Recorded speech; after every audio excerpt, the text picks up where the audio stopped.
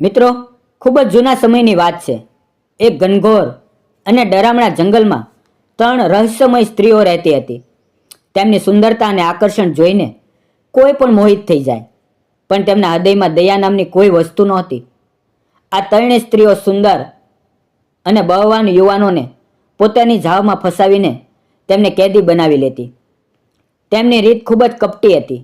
તે યુવાન તેમની જાળમાં આવતો. શરૂઆતમાં તે તેની સાથે પ્રેમથી વર્તતી, તેની સાથે રમતી, ખેલતી, હસતી, બોલતી, અને તેને એવો ભાસ થતો કે તે કોઈ સ્વર્ગ લોકમાં આવી ગયો છે. પણ આ બધું માત્ર છેતરપિંડી હતી. ધીમે ધીમે તે તેને ખોરાક અને પાણી આપવાનું બંધ કરી દેતી. દિવસો વીતતા જતા અને યુવાનની શક્તિ ઘટતી જતી. તેનું શરીર સુકાવા લાગતું અને તે દિવસે ને દિવસે નબળો પડતો જતો. જ્યારે તેની હાલત એટલી ખરાબ થઈ જતી કે તે ઊભા થવા કે બોલવા પણ અસમર્થ થઈ જતો, ત્યારે તે 3 મળીને તેને પોતાનું ભોજન બનાવી લેતી. આ ક્રૂર કાર્યક્રમમાં તેમને અજીબ પ્રકારનો આનંદ મળતો. આ તેમનો રોજનો નિયમ બની ગયો હતો. દરેક સાંજે તે પોતાના ગુપ્ત મહેલમાં ભેગી થતી, પોતાના કેદી સાથે રમતી અને સવાર થાય તે પહેલાં પોતાની માયાવી વિદ્યાથી તેને પથ્થર જેવો જડ બનાવી દેતી, જેથી તે ભાગી ન શકે. અત્યાર સુધીમાં અનેક યુવાનો તેમનો શિકાર બની ચૂક્યા હતા. આ જંગલમાંથી ઘણે દૂર એક સમુદ્ર રાજ્ય હતું. તે રાજ્યમાં રાજા ઉદયરાજ રાજ કરતા હતા. રાજાના 6 પુત્રો હતા, બધા વીર, સુશિક્ષિત અને સુંદર. રાજાએ એક ખાસ પ્રતિજ્ઞા લીધી હતી કે તે પોતાના બધા પુત્રોના લગ્ન એવા કુવામાં કરશે જ્યાં 6 યોગ્ય કન્યાઓ હોય. રાજાએ પોતાના રાજ્ય અને આસપાસના વિસ્તારમાં ઘણી શોધ કરાવી, પણ તેમને એવું કોઈ કુટુંબ ન મળ્યું. આખરે તેણે પોતાના દરબારમાં એક વિદ્વાન પુરોહિત શાંતિનાથને બોલાવ્યા અને તેમને પૂરતું ધન આપીને આદેશ આપ્યો કે તેઓ દૂર દૂર સુધી ફરીને એવા કુટુંબની શોધ કરે. આજ્ઞા મળતા જ શાંતિનાથ યાત્રાએ નીકળી પડ્યા. તેમણે અનેક શહેરો, ગામડા અને રાજ્યમાં ફર્યા, પણ સફળતા ન મળી. ધીમે ધીમે તેમનું ધન ખૂટી ગયું. હવે તેઓ ગરીબ અને નિરાશ થઈ ગયા હતા. ખાલી હાથે પાછા ફરવાનું સાહસ પણ તેનામાં રહ્યું ન હતું. થાકેલા અને ભૂખ્યા શાંતિનાથ એક દિવસ એક સુંદર ઉદ્યાનમાં જઈને બેઠા. આ ઉદ્યાન એક રાજાનું હતું. સંયોગ એવો થયો કે રાજ્યના રાજા વીરકેતુની 6 કન્યાઓ હતી અને તે બધી લગ્ન યોગ્ય હતી. તે રાજ્ય તે જંગલની નજીક હતું જ્યાં તે 3 માયાવી સ્ત્રીઓ રહેતી હતી. ઉદ્યાનમાં બેઠેલા શાંતિનાથ પોતાની પાસે બચેલા 2 તાંબાના સિક્કાને જોઈને ક્યારેક હસતા તો ક્યારેક ઊંડો શ્વાસ લેતા. ત્યારે સાંજના સમયે રાજાની 6 કન્યાઓ ત્યાં ફરવા આવી. તેણે બ્રાહ્મણનું આ અજીબ વર્તન જોયું અને તેનું કારણ પૂછ્યું. શાંતિનાથે તેમને પોતાની પૂરી વાત કહી સંભળાવી. કન્યાઓ તેમને પોતાના પિતા પાસે લઈ ગઈ. રાજા વીરકેતુએ બધી વાત સાંભળીને ખુશ થઈને કહ્યું, બ્રાહ્મણ, તમારી શોધ આજે પૂરી થઈ. રાજાએ તેમને ધન આપ્યું અને પોતાના વિશ્વાસુ દૂત નવચંદ્રને લગ્નનો પ્રસ્તાવ લઈને શાંતિનાથ સાથે વિદાય કર્યા. લાંબી યાત્રા પછી તેઓ રાજા ઉદયરાજના રાજ્યમાં પહોંચ્યા. પ્રસ્તાવ સાંભળીને રાજા ખૂબ ખુશ થયા. શુભ તારીખ કાઢવામાં આવી અને લગ્ન નક્કી થયા. નક્કી થયેલા દિવસે રાજા ઉદયરાજ પોતાના 6 પુત્રો સાથે વરઘોડો લઈને નીકળી પડ્યા. વરઘોડો કન્યા પક્ષ પાસે ઘણા દિવસ રોકાયો. એક સાંજે બધા રાજકુમારો ઘોડા પર સવાર થઈને શહેર ફરવા નીકળ્યા. ફરતા ફરતા સૌથી નાનો રાજકુમાર અજયવીર પોતાના ભાઈઓથી અલગ પડી ગયો. બાકીના 5 રાજકુમારો પાછા આવી ગયા, પણ અજયવીર રસ્તો ભૂલીને જંગલ તરફ નીકળી ગયો. થોડે દૂર જતાં તેણે જંગલમાં એક અત્યંત સુંદર મહેલ દેખાયો. ભૂખ અને થાકથી ત્રાસી ગયેલા અજયવીરે વિચાર્યું કે થોડા સમય ત્યાં આરામ કરી લઈએ. તેને ક્યાં ખબર હતી કે આ તે જ મહેલ છે જ્યાં તે 3 માયાવી સ્ત્રીઓ પોતાના શિકારને કેદ કરીને રાખતી હતી. અજયવીરે પોતાનો ઘોડો મહેલની બહાર બાંધ્યો અને સાવધાનીથી અંદર પ્રવેશ કર્યો. મહેલની અંદર વધુ ભવ્ય હતો. દિવાલો પર રંગબેરંગી ચિત્રકામ હતું. ફર્શ એટલો ચમકદાર હતો કે તેનો ચહેરો દેખાઈ જાય, પણ આખા મહેલમાં સન્નાટો છવાયેલો હતો. ભૂખ અને થાકથી તેનું શરીર જવાબ આપી રહ્યું હતું. તે મહેલમાં અહીં તહીં ફરતો રહ્યો. ત્યારે તેની ઉપર જતી સીડીઓ દેખાય. વિચાર્યા વગર તે સીડીઓ ચડવા લાગ્યો. ઉપર પહોંચીને તેણે જોયું કે એક મોટો ઓરડો સજાવેલો છે. તે ઓરડાની વચ્ચે નરમ અને સુગંધિત ફૂલોથી સજાવેલો પલંગ હતો. આખા દિવસની યાત્રા અને ઘોડે સવારીથી અજયવીર ખૂબ થાકી ગયો હતો. તેણે મનમાં વિચાર્યું કે થોડીવાર આરામ કરી લો, પછી પાછો જઈશ. જેવો તે પલંગ પર સૂઈ ગયો, તેની આંખો આપમેળે બંધ થઈ ગઈ. નરમ પલંગ અને મીઠી સુગંધે તેને ઊંડી ઊંઘમાં ડૂબાવી દીધો. બીજી તરફ સૂર્ય આથમવા લાગ્યો. સાંજ થતાં જ તે મહેલના દરવાજા આપમેળે ખુલ્લા થઈ ગયા. થોડી જ વારમાં તે 3 માયાવી સ્ત્રીઓ પોતાના ઠેકાણે પાછી આવી. જેવે તેણે તે સુંદર અને તેજસ્વી યુવાનને સૂતેલો જોયો, તેમના ચહેરા પર કુટિલ હાસ્ય ફેલાઈ ગયું. તે ત્રણેય ધીમેથી વાતો કરી. એકે કહ્યું, કેટલો સુંદર અને અષ્ટપુષ્ટ છે. બીજે કહ્યું, લાગે છે કોઈ રાજવંશનો છે. ત્રીજી હસતા હસતા બોલી, ઘણા દિવસ પછી આટલો સારો શિકાર મળ્યો છે. તેમણે પોતાનો જાદુઈ દોરો કાઢ્યો અને અજયવીરને ચારે તરફથી બાંધી દીધો. તે એટલી ઊંડી ઊંઘમાં હતો કે તેને ખબર પણ ન પડી. દોરો બાંધીને તે ત્રણેય હસતી હસતી ત્યાંથી ચાલી ગઈ. જ્યારે અજયવીરની આંખો ખુલી ત્યારે સૂર્ય નીકળી ચૂક્યો હતો. તે ઊભો થવાનો પ્રયત્ન કરવા લાગ્યો, પણ તેનું શરીર હલી પણ શકતું નહીં. તે સમજી ન શક્યો કે તેની સાથે શું થયું છે. થોડીવાર પછી તે 3 સ્ત્રીઓ તેની સામે પ્રગટ થઈ. તેમના ચહેરા પર મધુર હાસ્ય હતું, પણ આંખોમાં ક્રૂરતા જલતી હતી. તેમણે તેની સાથે મીઠા શબ્દોમાં વાત કરી, હસી મજાક કરી અને તેની સાથે રમવા લાગી. અજયવીરને લાગ્યું કે કદાચ તે કોઈ અજીબ સપનમાં છે. દિવસ ઢળતો ગયો ત્યારે તે ત્રણેય ચાલી ગઈ અને જતાં જતાં તેને ફરી જાદુઈ દોરાથી તેને જકડી દીધો.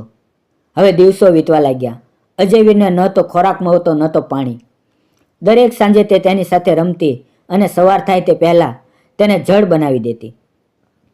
ધીમે ધીમે તેનું શરીર નબળું પડવા લાગ્યું. રાજકુમારનું તેજ આંખો પડવા લાગ્યું અને તેની આંખોમાં નિરાશા આવી ગઈ. બીજી તરફ રાજમહેલમાં જ્યારે સાંજ સુધી અજયવીર પાછો ન આવ્યો ત્યારે ચિંતા ફેલાઈ ગઈ. તેના ભાઈઓએ ઘણી શોધખોળ કરી, પણ કોઈ ખબર ન મળ્યા. આખરે રાજા ઉદયરાજે મજબૂર થઈને સંદેશો મોકલાવ્યો કે તેમનો સૌથી નાનો પુત્ર રાજકાર્યને કારણે મહેલમાં જ રોકાયો છે.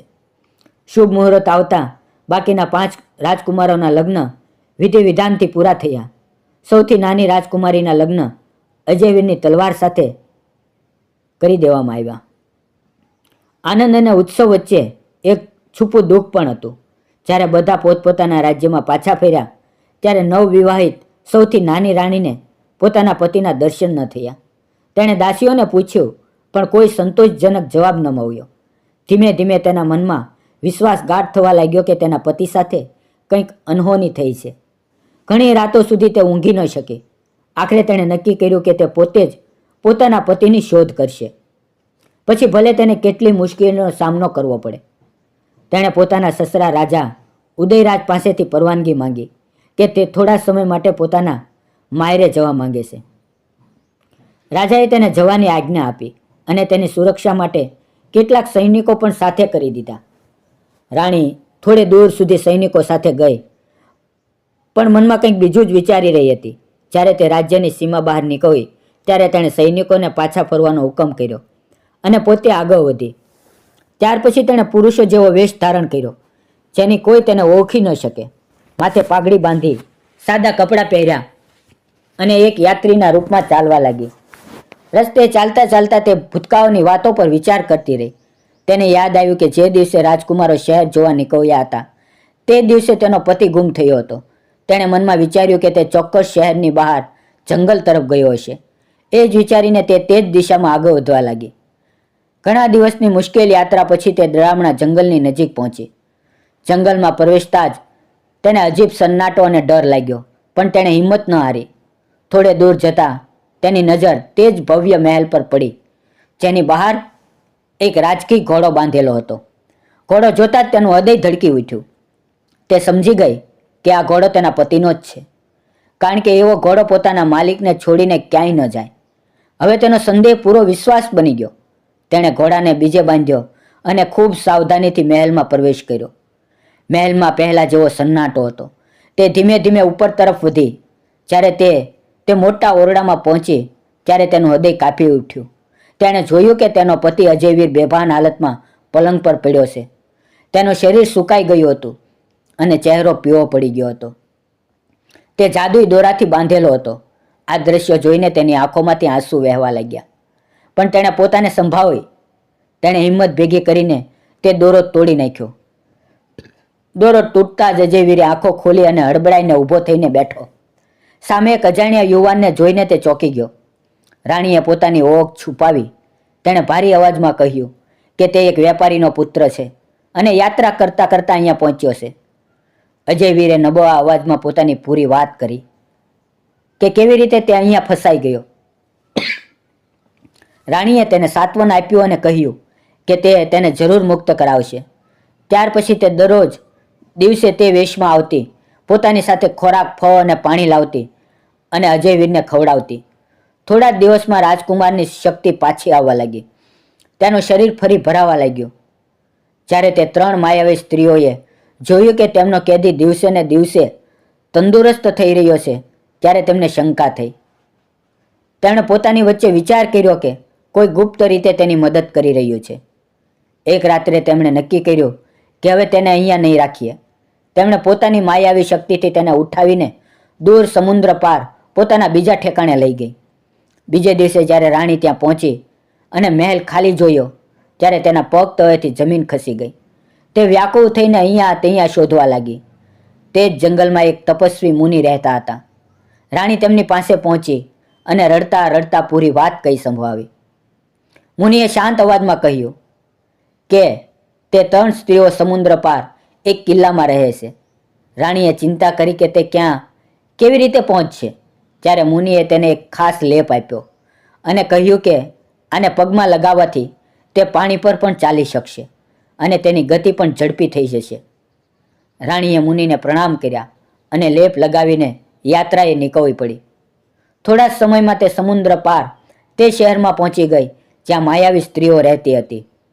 તેણે જોયું કે ત્યાં એક ઊંચો કિલ્લો છે જેમાં અજયવીરને કેદ કરવામાં આવ્યો છે. રસ્તો મુશ્કેલ હતો પણ તેણે હાર ન માની.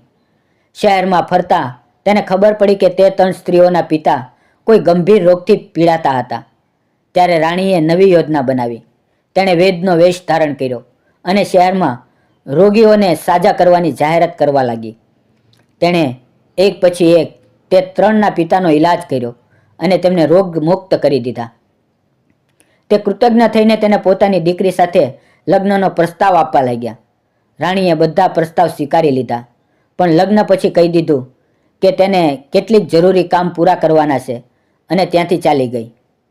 આ રીતે તે 3 માયાવી સ્ત્રીઓ પોતપોતાના ઘરમાં જ રહેવા લાગી અને કિલ્લા પર આવવાનું બંધ કરી દીધું. હવે રાણી નિર્ભયપણે પોતાના પતિ પાસે જવા લાગી. તેણે સાચો સમય આવતા પોતાની આખરી યોજના બનાવી. તે 3 સ્ત્રીઓ પાસેથી વિદાય લેતી વખતે તેમની પાસેથી માયાવી વસ્તુઓ લઈ લીધી અને ઉડતા વાહનની મદદથી અજયવીરને લઈને પાછી ફરવા નીકળી. રસ્તામાં તેણે સંકેત આપીને રાજકુમારીને સાવધ કર્યો અને તે 3 સ્ત્રીઓને સમુદ્રમાં ફેંકી દીધી. આ રીતે તેમનો અંત આવ્યો. આખરે રાણી પોતાના પતિ સાથે સુરક્ષિત રાજ્યમાં પહોંચી. ત્યાં તેણે પોતાની સાચી ઓળખ જાહેર કરી. રાજા ઉદયરાજ અને આખા રાજ્યમાં આનંદનો ઉત્સવ ઉજવવામાં આવ્યો.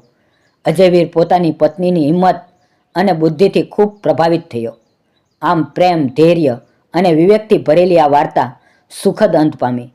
મિત્રો, વાર્તા ગમી હોય તો પ્લીઝ લાઇક અને સબસ્ક્રાઈબ કરવાનું ન ભૂલતા.